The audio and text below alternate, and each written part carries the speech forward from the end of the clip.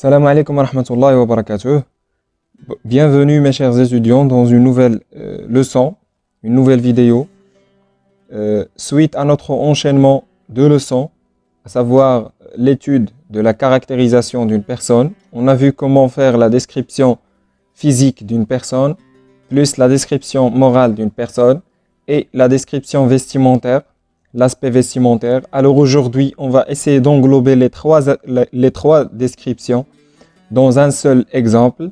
Ça veut dire on va étudier des textes qui possèdent les trois portraits physique, moral et vestimentaire, et en même temps, on va essayer de détecter les outils qui nous ont aidés pour faire cette description. Alors, comme vous le voyez, cette leçon s'intitule « L'activité de langue caractériser une personne ». C'est clair?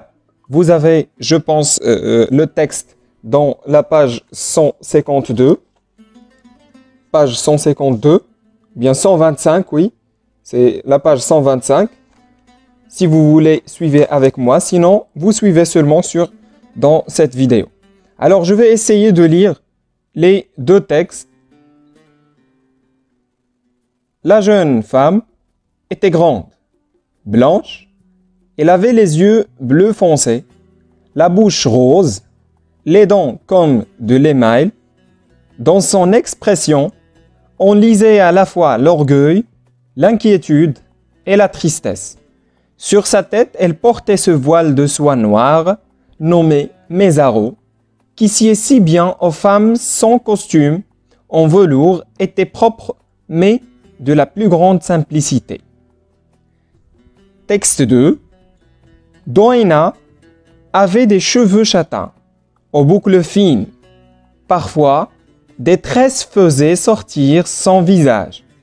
Des yeux sombres et inquiets, un menton volontaire, un nez droit. Je répète les deux textes. Premier texte. La jeune femme était grande, blanche.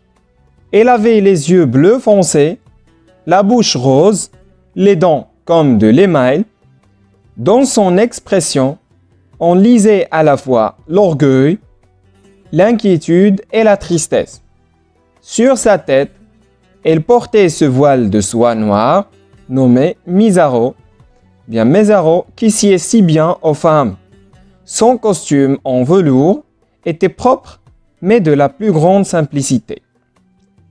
Texte 2. Doina avait des cheveux châtains aux boucles fines. Parfois, des tresses faisaient ressortir son visage. Des yeux sombres et inquiets, un menton volontaire, un nez droit. Très bien. Alors, comme vous le voyez, nous avons ici deux descriptions. Premièrement, le personnage qu'on a décrit dans le premier texte, c'est la jeune femme. Je souligne ici la jeune femme. Voilà. Et le deuxième texte, c'est Doina. Très bien. On va essayer de détecter les descriptions de les portraits de chaque personne. Alors, la jeune femme était grande,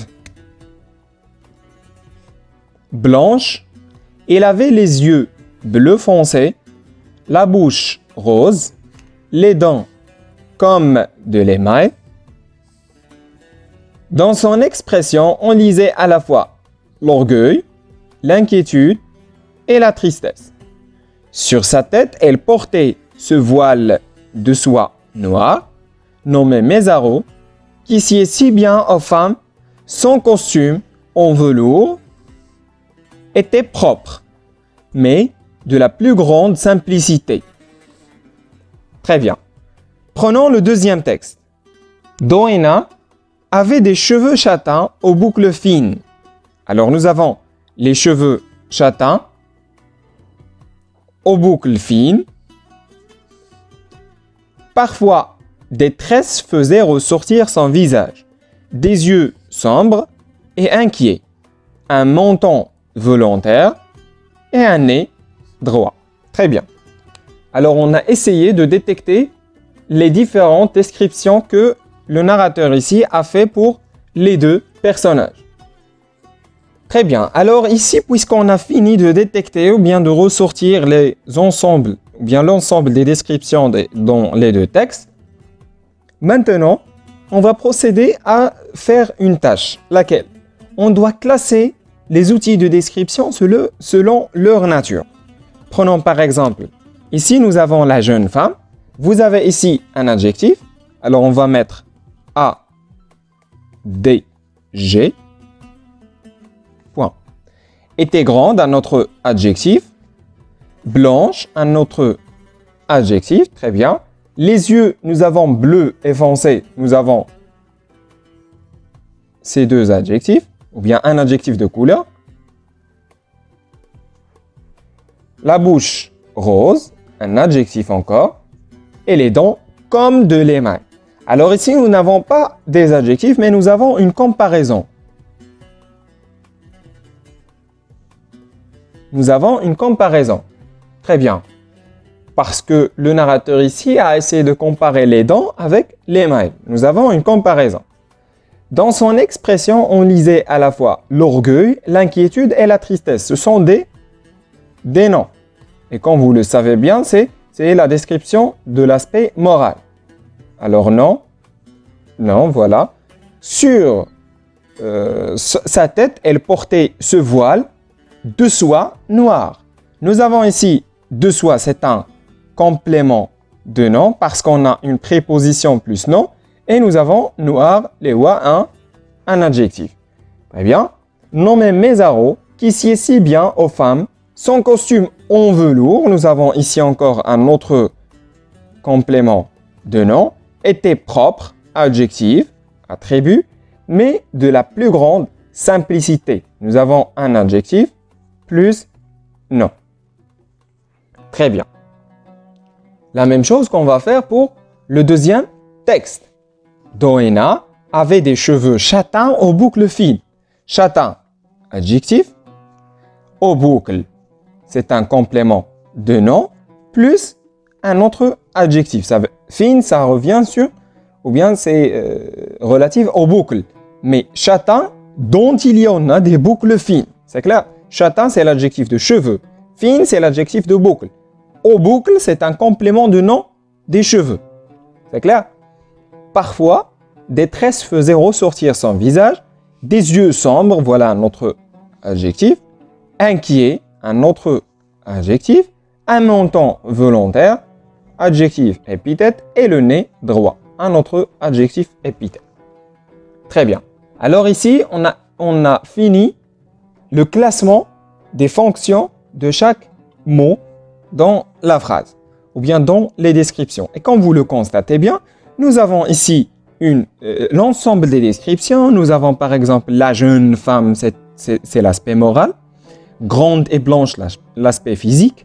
Les yeux bleu foncé, encore l'aspect physique. La bouche rose, physique encore.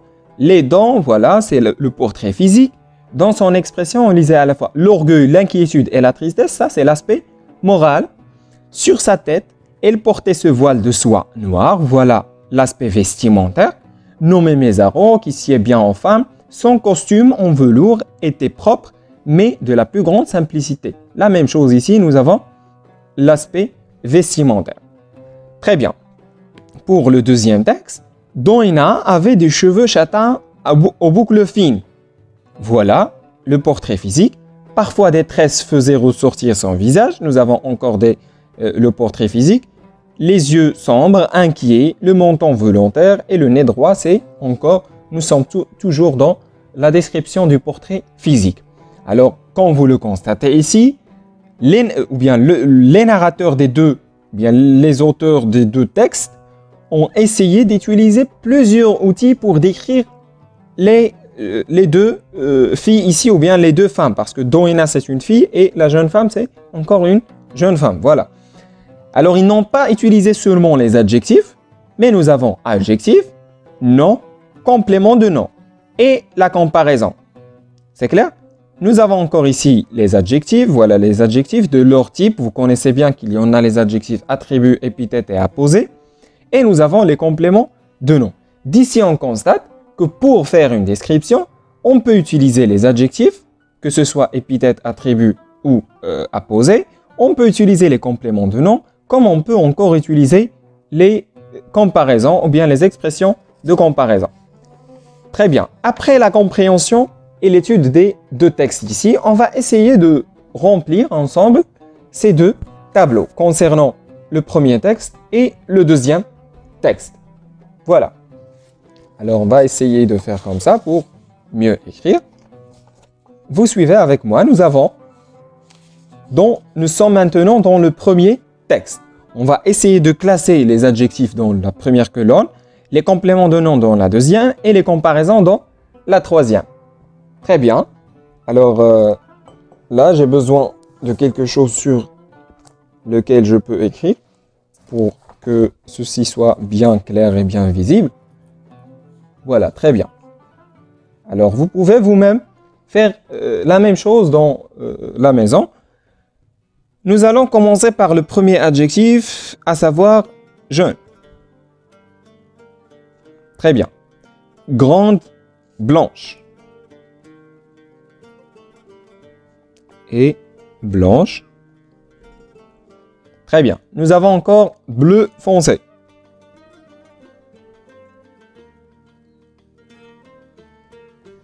Voilà. La bouche rose. Les dents comme de l'émail. Non, ça c'est une comparaison. Alors on va mettre comme.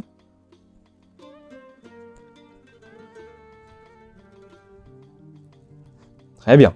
Dans son expression, on lisait à la fois l'orgueil, l'inquiétude et la tristesse. Nous n'avons pas ici, ou bien nous n'avons pas ici des noms, mais nous avons le complément de nom. Alors on ne va pas mettre les trois noms ici. Sur sa tête, elle portait ce voile de soie noir. Alors, le complément de nom, c'est de soie. Mais noir doit être classé, ou bien mis parmi les adjectifs. Nommé Mézaro, qui sied bien qui sied si bien aux femmes. Son costume en velours. Nous avons encore en velours. Très bien, c'est un complément de nom. Était propre. Mais de la plus grande simplicité. Nous avons encore grande comme étant un adjectif épithète. Très bien. Alors, comme vous le constatez ici, nous avons classé les adjectifs, les compléments de nom et la comparaison. On les a mis dans les colonnes convenables selon chaque fonction ou bien type de caractérisant. Très bien. Prenons maintenant le deuxième texte. J'espère que cela soit très bien visible. Alors, Doina avait des yeux ou bien des cheveux châtains aux boucles fines. Doina avait des cheveux châtains aux boucles fines. Alors, nous avons châtain comme étant un adjectif. Alors, on va mettre châtain.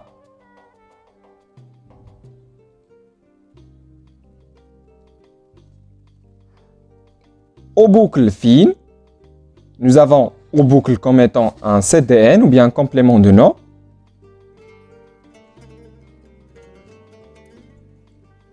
Et fine, c'est un autre adjectif. Très bien. Parfois, des tresses faisaient ressortir son visage des yeux sombres. Alors, on va mettre sombre comme un adjectif. Et inquiet. Très bien. Un menton volontaire, un autre adjectif.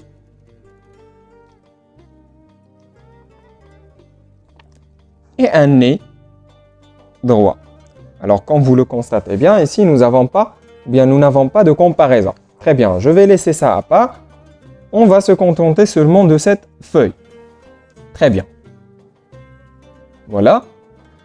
Alors, comme vous le voyez bien, nous avons un ensemble des adjectifs jaune, grande, blanche, bleu foncé, rose, noir, propre et grand. Une comparaison comme des compléments de nom de soie en velours, la comparaison comme de l'émail. Dans le deuxième texte, nous avons châtain, fine, sombre, inquiet, volontaire et droit, ce sont des adjectifs. Complément de nom, nous avons seulement aux boucles. Alors, d'ici, on peut constater que, comme trace écrite ou bien comme règle, on va dire que pour caractériser une personne, on utilise de différents outils de caractérisation, à savoir les adjectifs, les compléments de nom et les comparaisons. Alors, pour caractériser une personne, on utilise deux ou bien plusieurs outils de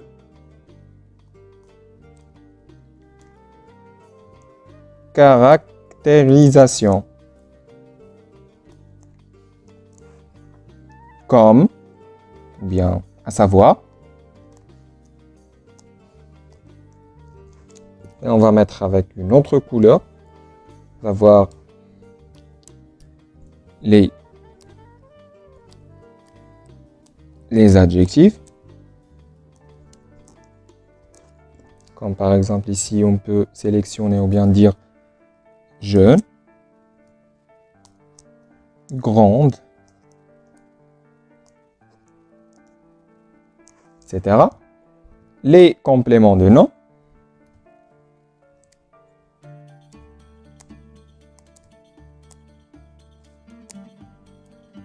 complément de nom, comme ici de soi, aux boucles,